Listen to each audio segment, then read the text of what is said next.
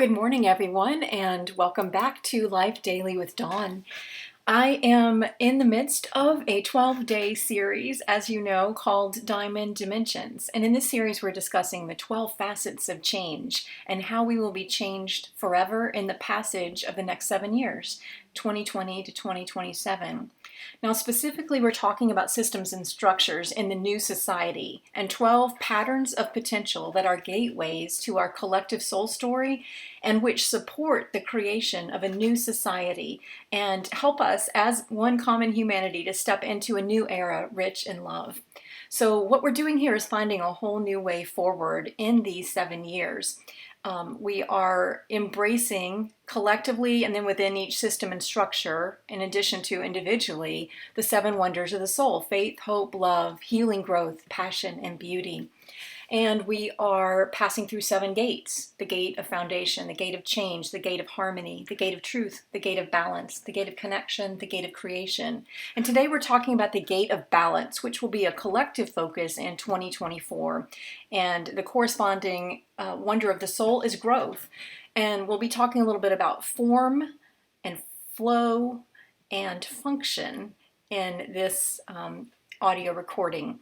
So the gate of balance is one of 7 gates of transformation that we will pass through collectively. And how we pass through these gates is going to determine the kind of worlds we create, the kind of systems and structures that we build from this point forward, and how we view society and how we come together or do not. And so I want to just mention that, what I've been talking about is sort of a vision for society, one vision for society based on these C symbols that I was given, these 12 diamond dimensions, and that are represented in these visual symbols that I created based on what I received from Spirit. And then I'm just kind of interpreting those in these audios.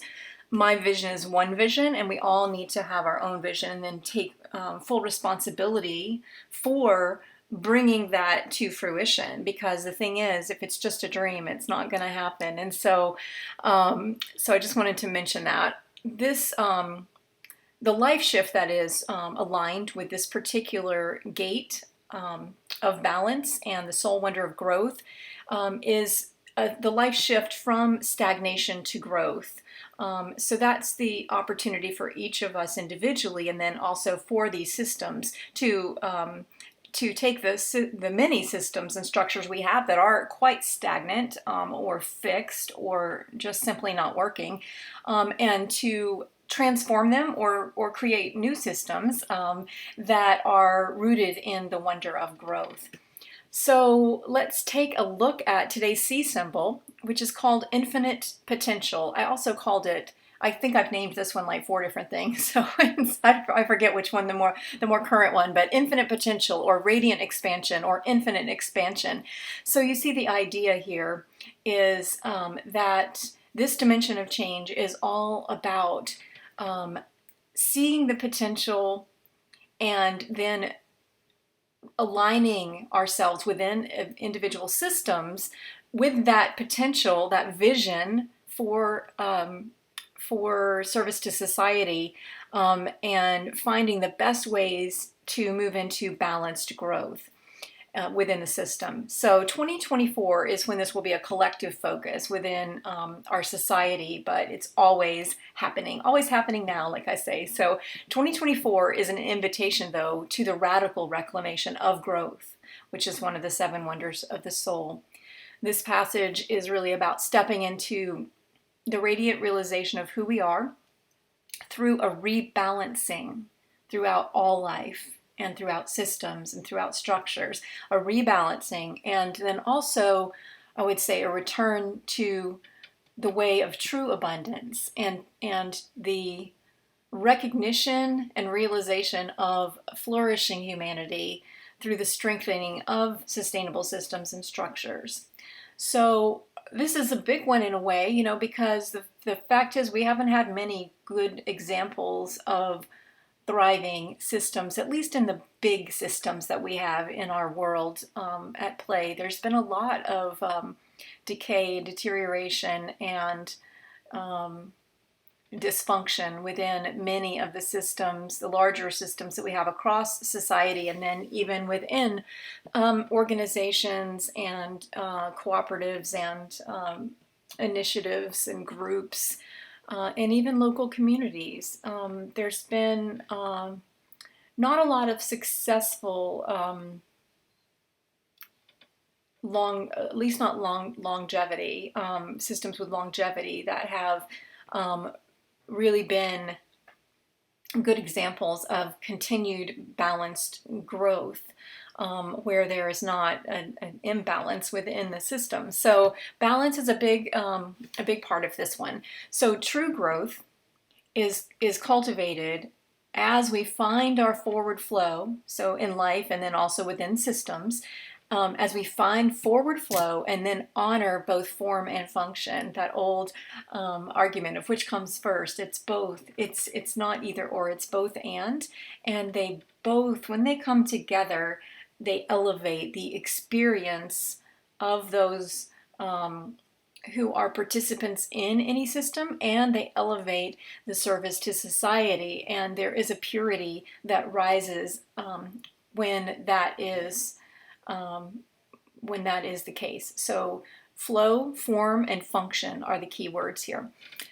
Questions that we can ask ourselves is, how will we remove the limitations that we've placed on our own lives and our relationships, on the full experience of community in various aspects of our lives, and then on the whole of humanity? And that goes, of course, for systems and structures. Where are we limiting the true impact of a healthy, growing, thriving system, with, knowingly or unknowingly? Where are those limitations? And then how can we lean into a view of infinite expansion, infinite potential, radiant expansion, a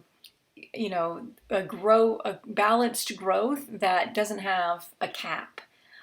Because the life of most systems has been like a bell curve, like there's a trajectory, and then there's like this stagnant period or flattening, and then there's a decline or a decay of the system. And so how do we maintain? It's all about sustainable systems that support flourishing humanity. Another question, both individually and within systems, is how will we create the conditions where we might expand radiantly from within and embrace our infinite potential as a people who, have been called to a specific time or place, or called to participate in a particular system or structure? How can we do that? Expand radiantly from within the system to support life, and life to the full for all, and in particular within each system and structure for the segment of society served by that system and structure. That connection is primary throughout all of these. So let's take a look at the qualities and the possibilities for systems that do embrace the wonder of growth. And what does that look like? And how can we create these kinds of systems and structures as we move forward into a new society, into a new era rich in love? So when I look at this C symbol, which we're going to call, for the sake of my conversation, infinite potential, because I've forgotten what I called it. So anyway, we're going to call it infinite potential. So a couple of things jump out at me. So let's just talk through this a bit. So one thing that this speaks to me of very clearly is organization and empowerment that's distributed throughout the system equally, and there's a strength within each functional area. And there's the encouragement of strong foundations in each and every form that the system or structure takes. And so this is represented for me by the outer petals, which look a little bit like star houses, I'm going to call them. So STAR is an acronym I use for your soul's truth and radiance. And this is true within systems and structures as well. There is the soul of a system. And, that's something, that there needs to be healing. We talked about healing yesterday, and there needs to be a return to faith, hope, and love. We talked about that the first three days, or the 3 days prior to yesterday. So faith, hope, love, healing are foundational principles that by the time you get to growth, you have to have looked at those those wonders and drawn from them. Excuse me for the clearing my throat. So there is at the in each functional area of a system, this C symbol speaks to me of a strength and a realization and a reclamation of the soul of the system in each of these functional areas, and then a specific house is built within each functional area that has flexibility, and there's an open door policy, and in the center, what's guiding each of those functional areas is the soul of the system, the soul's truth and radiance. Hold on, I gotta take a sip of water.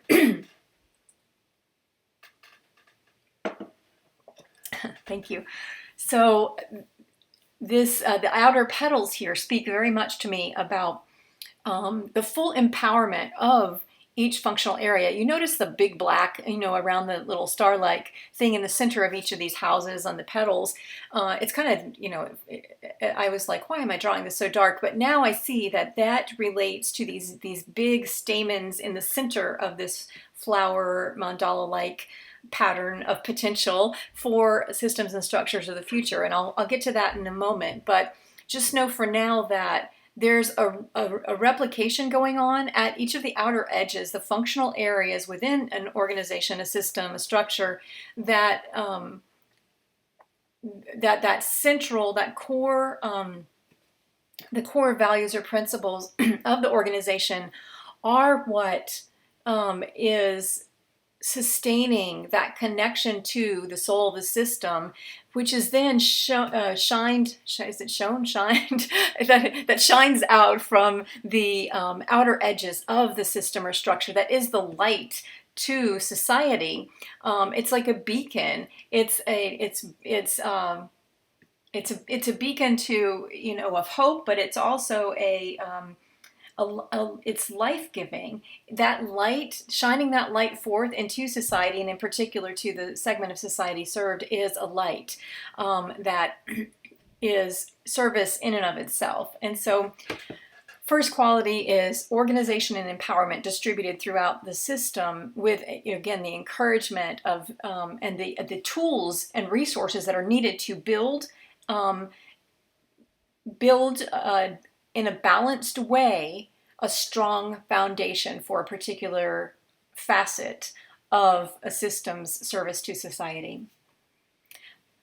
This C symbol, like many of the ones that I've shared, speaks to the flow of life and responsiveness throughout the system. This is like the lighter gray curving forms that are coming out from the center, and these dandelion-like blooms or blossoms, and also just the little open, they're like open octahedrons sort of at the edges here, and then the infinity symbol or the 8 that is in each of the shapes that are coming out, extending out to society from in between these functional areas, these houses of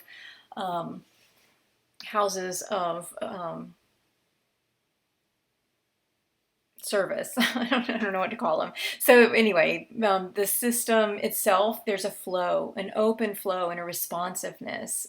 The ability to respond is supported and encouraged, and that's like running it beneath and throughout everything that is done within the system.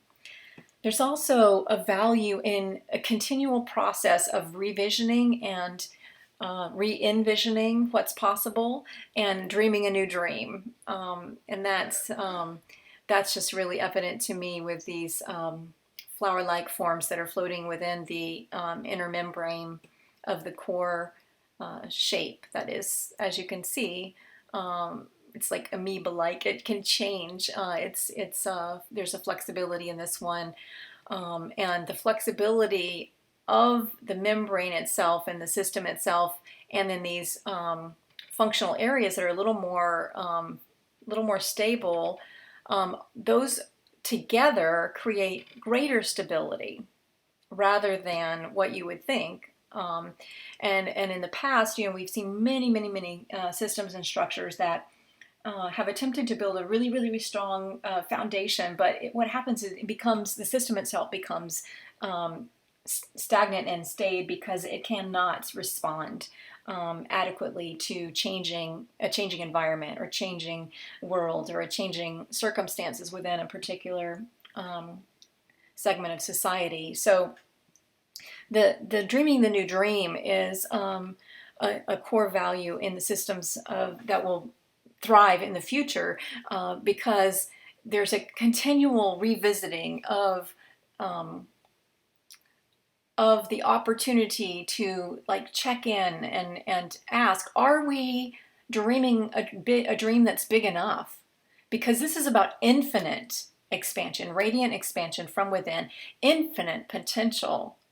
And there's not a lot of cases where we have dared to believe that was possible, and yet that is everywhere in nature. If you just look around, that is like a primary truth in nature.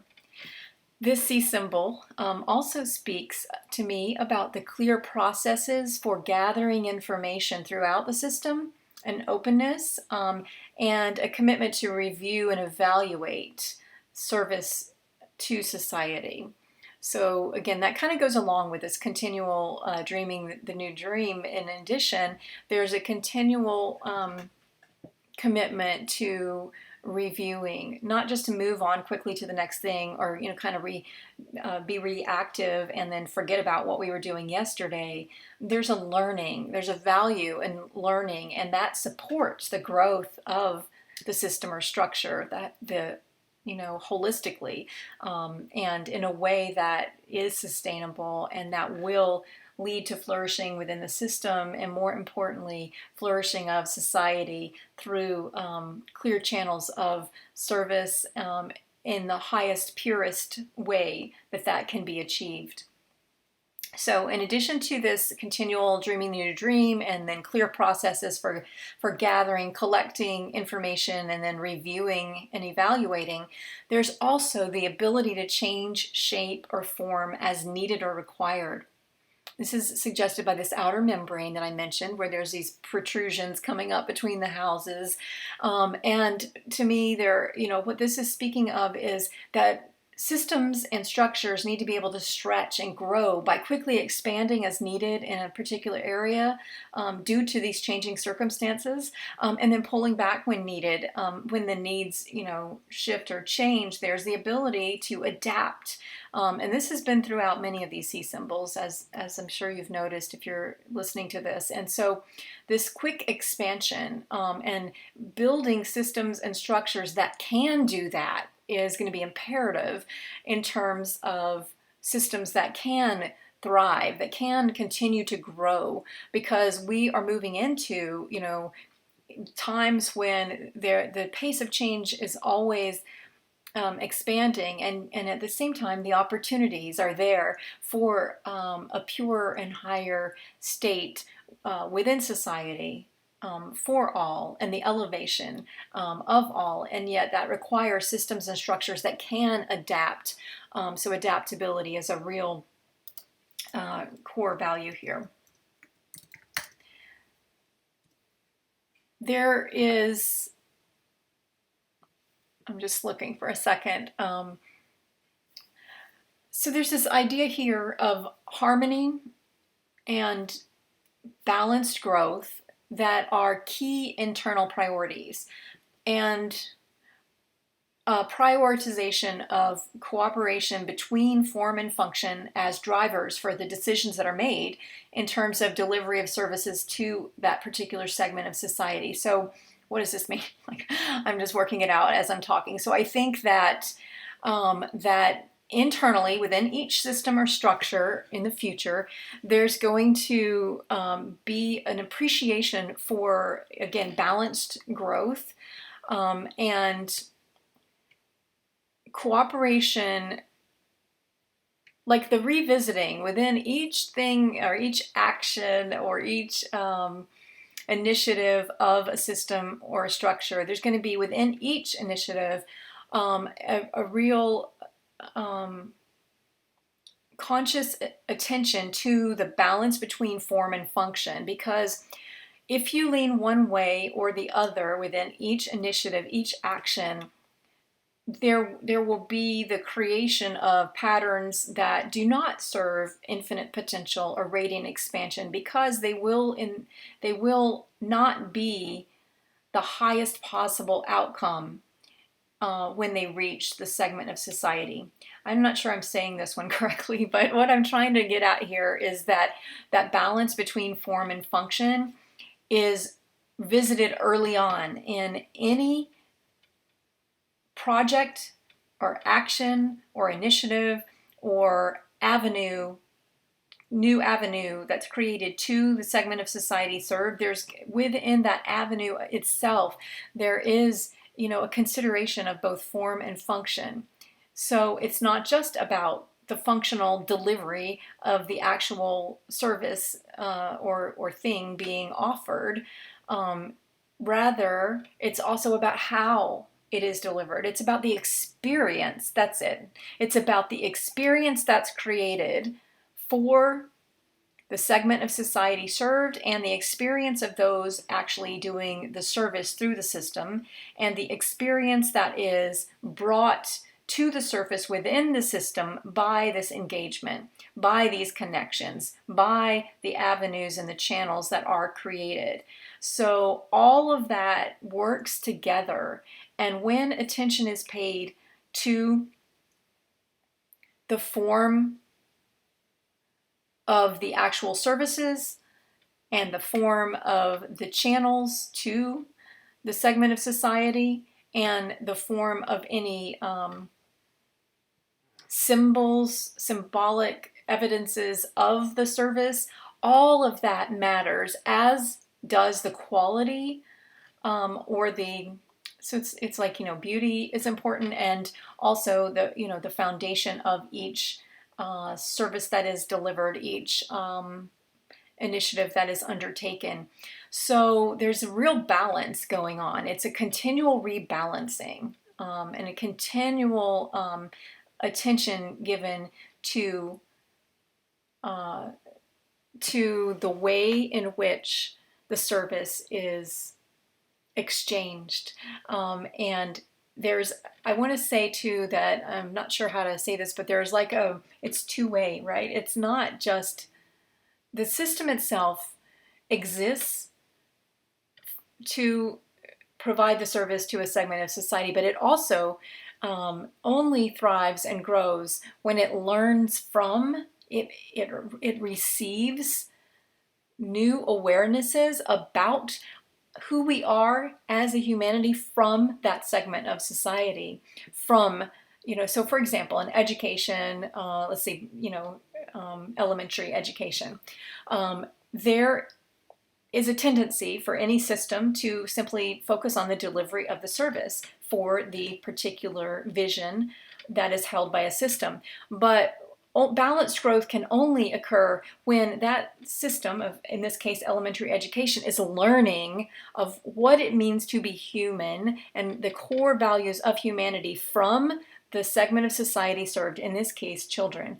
So, and that must inform, the system itself must always be in formation with, and with this segment of society served, and it must learn and grow from and glean the highest vision of humanity from that particular segment of society. In other words, it's not what systems have often turned into, particularly in government and other huge unwieldy systems, healthcare and education being two examples, religion being another. But it's not seeing the segment of society served as, a population that is in only not only seeing them as somebody or some group that is in need of something, but rather elevating them to and appreciating what they offer, what they bring, and recognizing and honoring their true value. So, in addition to that, there's also within systems and structures that will thrive in the future a high value um, on and a commitment to the cross-pollination of ideas within the system or structure. This is represented to me by these central stamens. They're huge, like fuzzy and like huge microphones, coming out from the center of this particular C symbol about infinite potential. And so there is a high value on the cross-pollination of ideas within the system and structure, and then also an openness to receive and then to share what works with other systems and structures out in the world. So this again is the idea we talked about yesterday, where there is some core group or mechanism or system within the system that is really paying attention to the cross-pollination. So I see each of these, stamens in the center as listening to these functional areas of a large system. There's going to be a lot more functional areas and actions. But even in small systems, right, it can be really easy to see things as separate. There are like there are three different aims or priorities or objectives for a particular organization or system. Yeah, it's easy to see those as separate avenues. And this symbol in particular speaks to me that if we're going to grow and thrive and flourish within the system and for the whole of society, there has to be that cross-pollination of ideas. There has to be a receiving, a receptiveness, and also a sharing, an openness to share within, between each of those. And so there needs to be time and space for that, particularly among the leadership within any system, whether that's one person or many people or, 100 different, functional areas or whatever. There has to be that time and space for an exchange of ideas. IDEAS is an acronym that I use for insights, directions, explorations, actions, and systems. So within a system, there has to be a recognition that there are innovations and insights and ideas that need to be shared. There are new directions that can be learned and new approaches from each different focus area or functional area within a system or objective or emphasis or priority. So that cross-pollination is super important in terms of growth, the growth of the system and the thriving and the sustainability of the system so that it can support a flourishing humanity. There's also a realization that these little white lines that are in the center that kind of form this kind of invisible open pinwheel, secondary pinwheel shape outside of the central one, those little white lines represent to me a realization that the lines of connection between each particular core value or guiding principle is more than the sum of its parts. So what happens in the systems that thrive is that there is a culture of joyful commitment to the principles and a vision that they are connected to a core vision for humanity that is shared by all. And that in and of itself creates this natural environment for full thriving. It's the system itself isn't, in other words, limited in its vision and sees that it's not the world. It's a part of creating the world. It's a creative force in the world. And so thus the vision, is broadening out. And this central image too, I want to say, can open. It's an eye that, like a camera lens, can open and can take the broader view and then focus in when needed. Take the broader view, and that pulse of opening and closing is important. And then these lines of connection. So to the core principles, which are to me represented by these spider-like expandable extensions that come out from the center, and the sum of each of these creative expressions or of the principles of a system, they all together elevate humanity, and they are connected to a core vision for humanity. And together, they create an environment for thriving, excuse me, that leads to sustainable growth within the system and within society as a whole, and full flourishing in a new society and within the system. And that happens because they together are a representation of the highest ideals of a society.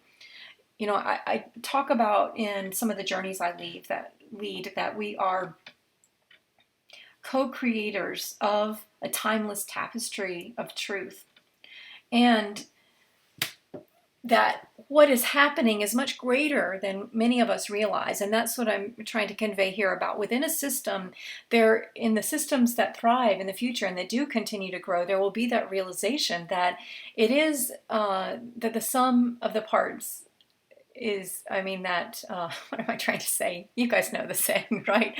Like that there's so the joy, the joyful commitment to the shared principles is more important than any of the competition that can occur between the principles and which is more important, because it's not about that. It's just like in a field of flowers, there are poppies that stand out and there are wildflowers that grow quickly and die just as quickly, and yet all of it is what makes the whole pattern of potential in nature. And that's the way it is within systems that grow and flourish, that do expand infinitely, and that don't, reach this cap and this point of decay and deterioration, because there is a realization an appreciation for a more natural way of being within the system and of serving society through this more natural appreciation for the lines of connection between each of the guiding principles, between each of the functional areas, between the different diverse kinds of people that come together for a common cause. There's the idea of bridging here and connecting. Connection is super important, and there's something here to be said about the thin but strong, the strength of those connections, but doesn't require some big unwieldy pattern that it becomes dominant. It can be very gentle and graceful lines of connection. So I'm not sure how that is going to happen, but I do think that that's an important thing that this particular sea symbol speaks to. Last one is that in the systems that we are invited to create for a new society, there is an understanding that meaning and movement and forward momentum for the system as a whole and for society begins at the center with the free flow of the light, life, and love that is the very nature of who we are as one people.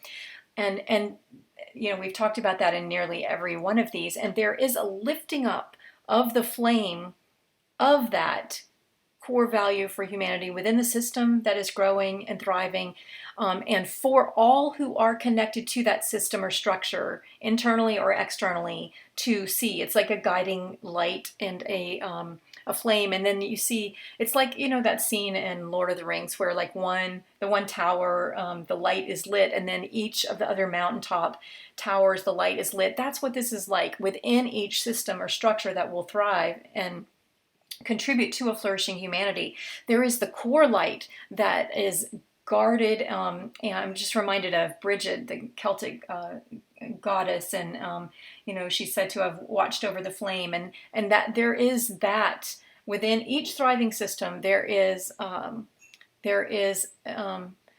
sacred honoring to guard the flame of humanity, and then within each functional area or each activity, there is the infusion of that as an underlying commitment to raise high the flame for the full thriving of all, and a return to the sacred center of the light and the life and the love that we are, and that the segment of society served by a particular system or structure, there is that, again, as primary in terms of growing systems, they are the ones that will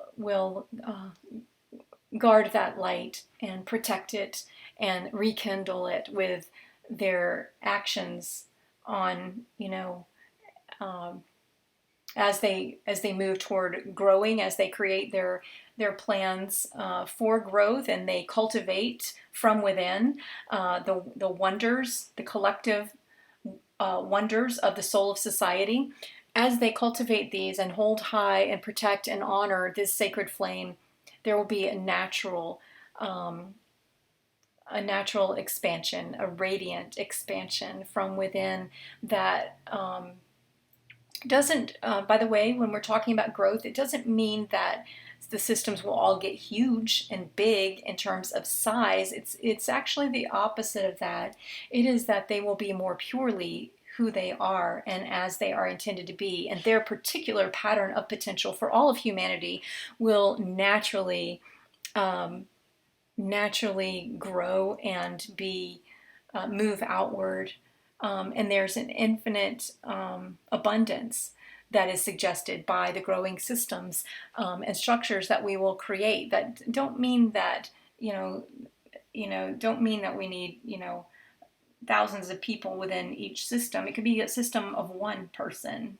It's not about numbers.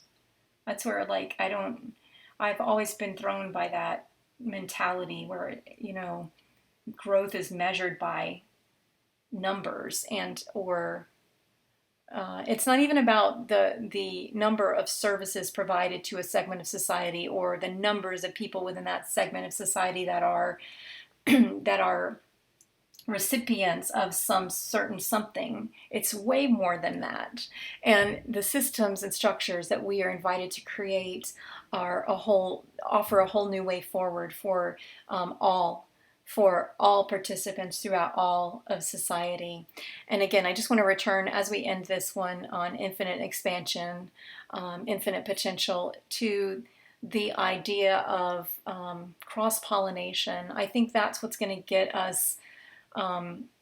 It's going to be a bridge to create these new kinds of systems and structures that will support collective thriving for many, many years, decades, centuries, hopefully millenniums to come. So it's the elevation of humanity and a new vision, a new era rich in love.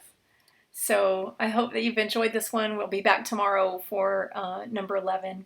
And then just 2 more left. So on to another series. So we'll see what that is. Lots of love. Bye.